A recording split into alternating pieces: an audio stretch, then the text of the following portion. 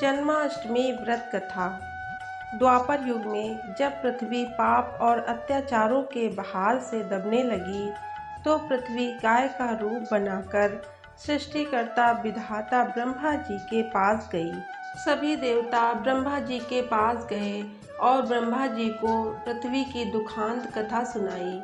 वहां उपस्थित सभी देवताओं ने निर्णय किया कि इस संकट के समाधान हेतु भगवान विष्णु के पास जाएंगे और सभी लोग पृथ्वी को साथ लेकर क्षीर सागर में भगवान विष्णु जी के पास पहुँचे, जहाँ भगवान विष्णु शेष सैया पर शयन कर रहे थे। वहां जाकर सभी देवतागण भगवान विष्णु की स्तुति करने लगे। स्तुति करने से भगवान विष्णु की निंद्रा भंग हुई। तब विष्णु जी ने सबसे आने का कारण पूछा। तब दीनवाणी से पृथ्वी बोली, महाराज, संपूर्ण भूमंडल पाप और अत्याचारों से घिर गया है और पृथ्वी इन पाप और अत्याचारों के भार में दबने लगी है। इसलिए कृपा करके इस संकट का निवारण करें। यह सुनकर भगवान बोले, मैं ब्रजमंडल में वासुदेव गोप की भार्या कंस की बहन देवकी के गर्भ से जन्म लूंगा। इसलिए तुम ब्रज भूमि में जाकर यादव कुल में अपना शरीर धारण करो। इतना कहकर भगवान विष्णु अंतर्ध्यान हो गए और देवता तथा पृथ्वी ब्रज भूमि में जाकर यादव कुल के नंद, यशोदा तथा गोपियों के रूप में पैदा हुए। इसके बाद कुछ दिन ऐसे ही व्यतीत हो गए। वासुदेव नवविवाहित देवकी तथा साले कंस के साथ गोकुल में जा रहे थे। तभी अचानक भविष्यवाणी हुई कि हे कंस, जिसको तू अपनी बहन समझकर अपने साथ ले जा रहा है, उसी के गर्भ से 8वां पुत्र होगा जो तेरी मृत्यु का कारण बनेगा। इतना सुनते ही कंस तलवार उठाकर देवकी को मारने के लिए दौड़ा।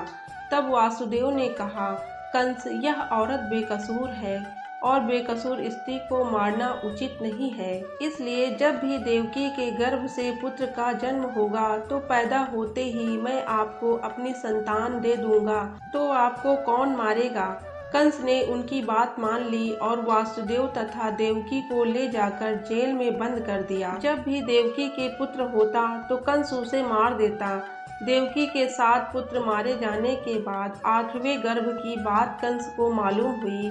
इस बात का पता चलते ही कंस ने देवकी और वासुदेव को विशेष कारागार में डलवाकर पहरा लगवा दिया।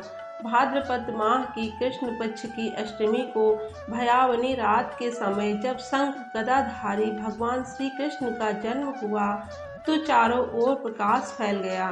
लीलाधारी भगवान की यह लीला देखकर वासुदेव और देवकी उनके सामने हाथ जोड़कर खड़े हो गए। भगवान श्री कृष्ण ने जब अपना बाल स्वरूप लिया तब देवकी और वासुदेव के हाथों से हथकड़ियाँ टूटकर खुल गईं।